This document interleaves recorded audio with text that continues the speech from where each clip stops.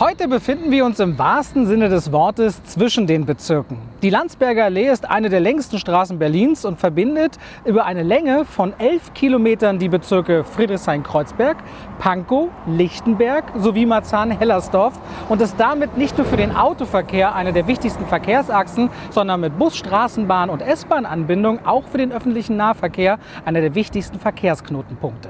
Unsere heutige Geschichte, oder sollte ich besser sagen Geschichten, denn es sind wahrlich viele unter einem Dach, befinden sich gut erreichbar direkt an der S-Bahn-Station Landsberger Allee und damit herzlich willkommen und ein liebevolles Hallo zu einer neuen Folge Einfach dein Kiez.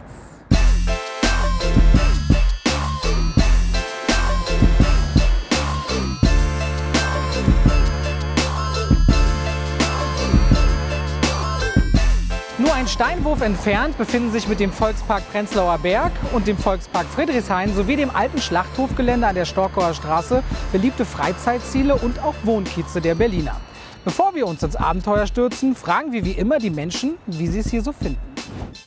Wir sind im Volkspark Friedrichshain und ich gehe gerne mit meinen Hunden jeden Tag hierher. Ich bin hier auch aufgewachsen im Kiez und damals war es noch nicht so schön. Ja, das ist eine von meinen liebsten Orten. Ja, auch wie die Leute mit anderen Leuten interagieren. Es ist einfach schön, dass die Leute vor allen Dingen hier in der Parkumgebung auch zusammenkommen. Man sieht viele Leute mit ihren Hunden spielen. Ich gehe häufig zum Frisbee-Spielen her. Was haben Partykeller, Schnapsladen, Puppenspieler und Sherlocks Falle gemeinsam?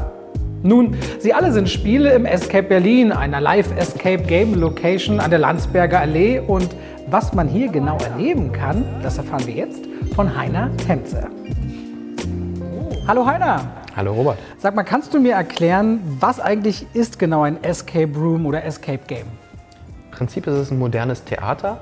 Ihr geht mit einer Gruppe von Freunden in einem eigen präparierten Raum und müsst dort Aufgaben lösen. Unsere Regisseure gucken dabei zu, steuern Licht, Sound und Effekte und bringen euch durch eine spannende Story in den Raum, den wir hier gerade sitzen. Das ist Sherlocks Falle. Hier müsst ihr viele Geheimgänge finden, Tunnel, Schlösser knacken und ein paar Hightech-Rätsel lösen, sodass wirklich alle auch Spaß haben werden. Was kann ich noch bei euch spielen? Wir haben insgesamt 9 verschiedene Spiele für Kinder ab 8 Jahre. Unter anderem den Partykeller dann für Junggesellenabschiede oder unser Spiel Superzwerg für Kinder, ist ein bisschen nerdiger angelegt mit großer Röhrenrutsche direkt im Spiel. Wirklich? Ja, macht richtig viel Spaß, da rutsche ich auch gerne mal mit meinen Kindern. Ja, ist eigentlich dann für jede Altersklasse was dabei. Oder wer kein Escape Game mag, der ist natürlich auf der Lasertag-Anlage auch willkommen. Ah, Lasertag gibt es ja auch. Wie bist du denn auf die Idee gekommen, das hier zu gründen? Escape Games gibt es noch gar nicht so lange jetzt. Ich würde mal aus dem Bauch gesagt, ca. 8, 9 Jahre. Und ich habe damals einige Spiele gespielt. Das hat sehr, sehr viel Spaß gemacht. Aber die Spiele, die es damals gab, waren technisch wirklich langweilig. Und dann haben wir beschlossen, wir können das besser, sind zur Bank gegangen, haben gefragt, ob sie uns Geld geben wollen. Die haben ja gesagt. Und dann haben wir einfach mal selber Spiele gemacht. Wer kann hier eigentlich herkommen? Wer ist denn eure Zielgruppe? Wie groß müssen die Gruppen sein, um hier am besten spielen zu können? Wir haben ab Kindergeburtstage bis hoch zum 80-jährigen Geburtstag eigentlich alles. Was bei uns wichtig ist, dass die Gruppen etwas größer sind. Man kann mit 4 Leuten oder 2 Leuten problemlos bei uns spielen, aber wir empfehlen für die Räumegruppen so 6, 7, 8 Leute zu bilden. Dann hat man in den Spielen einfach mehr Spaß und die Rätsel sind auch darauf ausgelegt, dass man eine größere Gruppendynamik hat. Weißt du eigentlich, wer der älteste Teilnehmer oder die älteste Teilnehmerin bei euch hier war? Der älteste, von denen ich weiß, war ein 92-jähriger Geburtstag. Die Dame hat sich nicht so sehr am Spiel beteiligt. Die saß so wie wir jetzt einfach auf der Couch. Anderes Spiel. Ihr macht mal. Genau, und hat ihre Enkel beobachtet und hatte dabei auch sehr viel Spaß. Sehr gut. Das sieht auch alles wirklich so echt aus. Man hat quasi das Gefühl, hier bei Sherlock im Fall mittendrin zu sein. Wer baut denn diese Kulissen? Macht ihr das selber und woher kommen die Ideen dafür? Wir haben ein Team in-house mit sehr guten Handwerkern und sehr guten Bühnenbildnern, die das machen. Der Prozess für die Entstehung der Räume fängt immer sehr früh an. Meistens fängt er bei mir an. Ich gebe eine Idee für das Spiel rein, mache schon ein Grundkonzept. Dann hat man ein gemeinsames Brainstorming, in dem mein ganzes Konzept über den Haufen geworfen wird. Aber man braucht was, woran man arbeiten kann. Ja, dann geht es in die Detailplanung und dann werden die Räume aufgebaut, erst die Wände, dann kommen die Kulissenbildner ran. Und zum Schluss natürlich die Elektriker, um die Rätsel zu integrieren. Was kostet das denn, wenn ich hier spielen möchte? Hängt von der Gruppengröße und vom Tag an, also ganz klassisch montags günstiger als am Wochenende. Spiele fangen bei 19 € pro Person an. Und ich habe gesehen, ihr habt eine Art Zuhause-Spiel. Was hat das denn damit auf sich?